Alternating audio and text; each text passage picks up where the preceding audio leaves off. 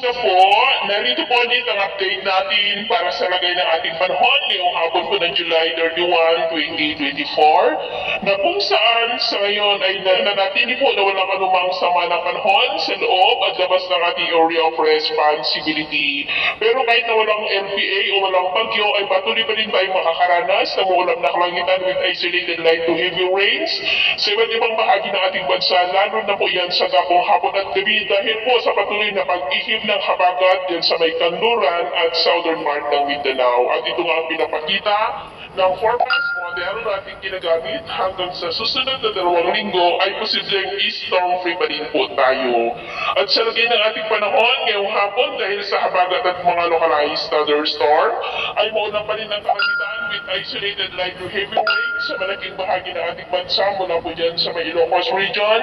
Cordillera, Cagayan Valley, Central Luzon, Metro Manila, Calabarzon, Mimaropa, ilang bahagi ng Bicol Region,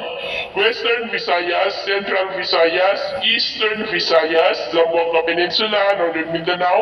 Caraga, Davao Region at Sorsogon na posibleng magtuloy-tuloy ang mga isolated rains na yan hanggang mamayang gabi sa ilang bahagi. Kaya mag-ingat pa rin po tayo sa posibleng bantakalin ng mga pagbaha at pagguho ng lupa. At sa atin naman pong mga baybayin, wala naman po tayong nakataas na namang gale warning signals, pero bayong mag-ingat lamang po kung papalaod tayo para mas makaiwas sa mga sakunang